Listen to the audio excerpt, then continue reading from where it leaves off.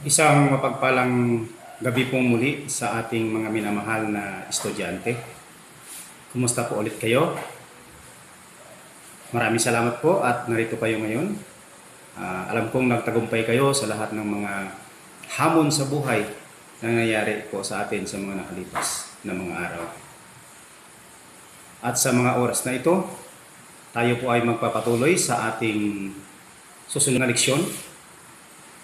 At para maumpisahan po natin ito, ay hinihiling ko po na sabayan po ninyo akong basahin ang ating lesson title at main reference nito ng dalawang bisis. Ready?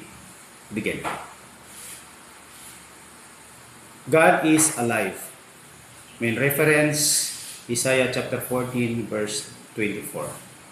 Again, God is alive. Main reference, Isaiah chapter 14 verse 24. At sinabi po ng ating Panginoon na kapag siya ay may plano, ito po ay kailangan maganap. Upang maipakita ng Panginoon na siya ay buhay. Para po sa inyo, paano po ba ninyo masasabi na ang Diyos ay buhay? Siguro, may nagsasabi, dahil siya po ay napakabuti, lagi po akong pinagpapala, lagi po ako iniingatan, lagi po akong sinasamahan, at binibigay po ang aking mga panalangin, tinutugon po ang lahat ng aking mga pangangailangan, at higit sa lahat, siya po ang laging gumagabay sa lahat ng aking plano sa buhay. So, upang mas lalo nating maunawaan at masasabi na ang Diyos ay buhay, ay pag-usapan natin ito gamit ng 4 main points.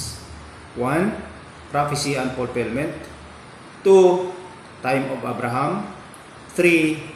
Time of Moses, and 4, time of Old Testament prophecy. Sa ating main point number 1, prophecy and fulfillment. Ano nga ba ang propesiya? Ayon sa Amos chapter 3 verse 7, God reveals His plan to His servants, sa mga propeta.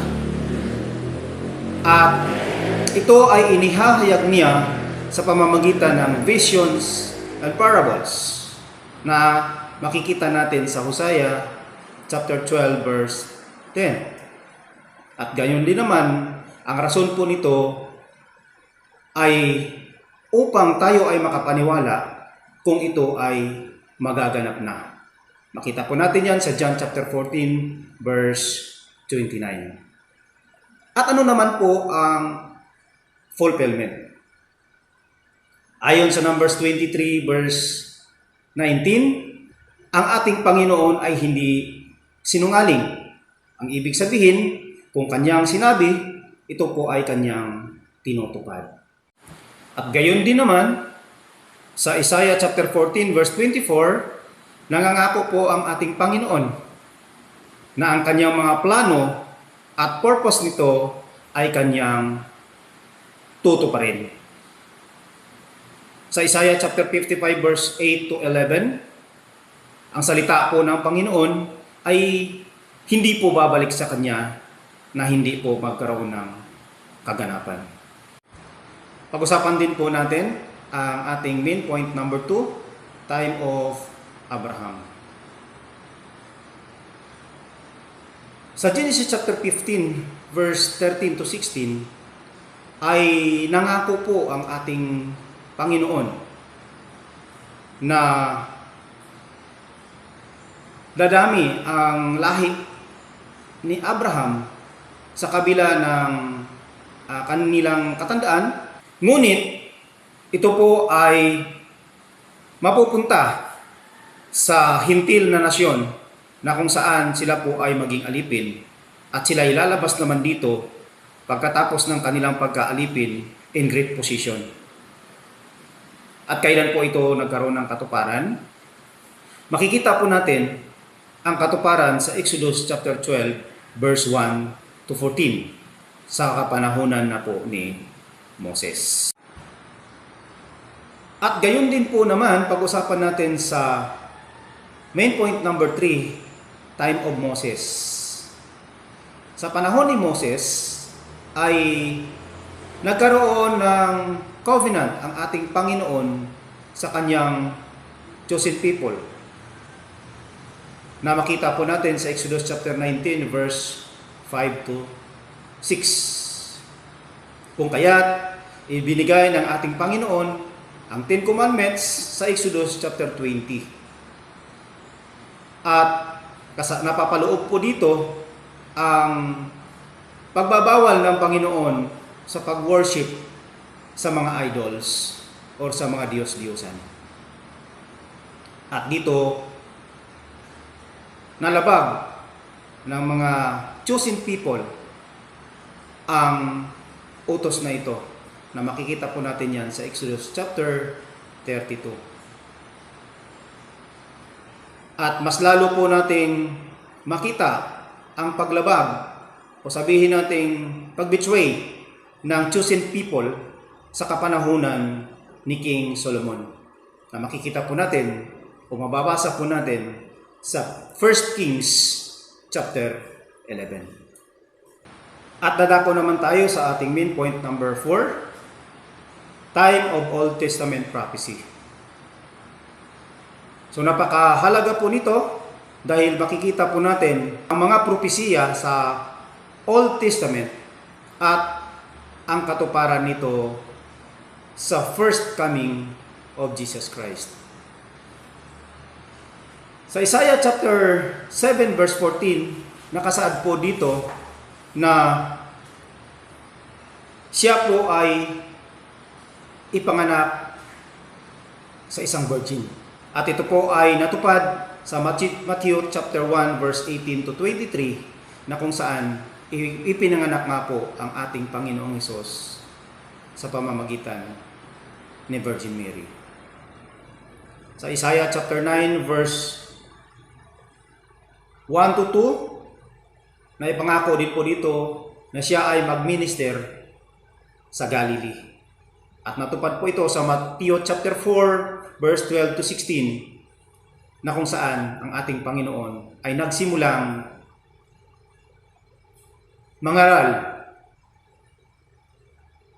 sa Galilea. Sa Psalms chapter 78 verse 2, na ipangako po na siya ay magsasalita ng parable. Natupad po ito sa Matthew chapter 13 verse 34 to 35, na kung saan nga po ang ating Panginoong Hesus ay nagsalita ng parables.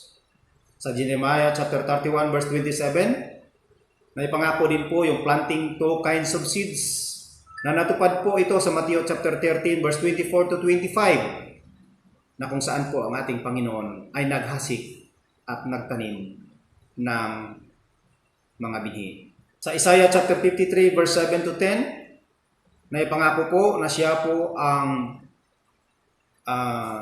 sacrificial lamb para po sa kanyang bayang Israel. At ito po ay nagkaroon ng katuparan sa Matthew chapter 27, na kung saan ang ating Panginoon ay isinakripisyo po ang kanyang sarili at siya po ay napako sa krus.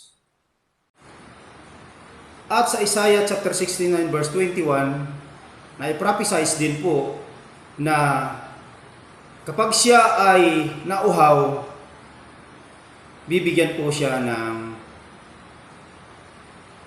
wine vinegar.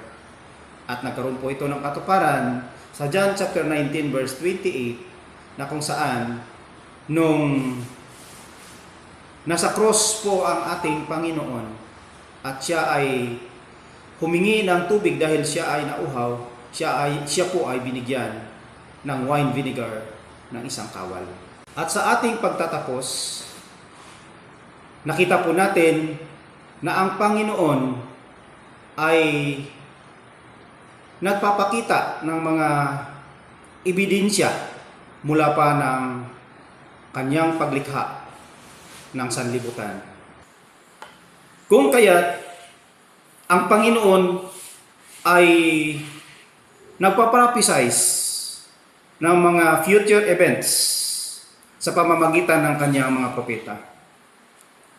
At sa pamamagitan din ng kanyang pagtupad nito ay naihahayag at naipapakita sa kanyang mga piniling tao na siya ay buhay at siya ang nagmamay-ari ng lahat.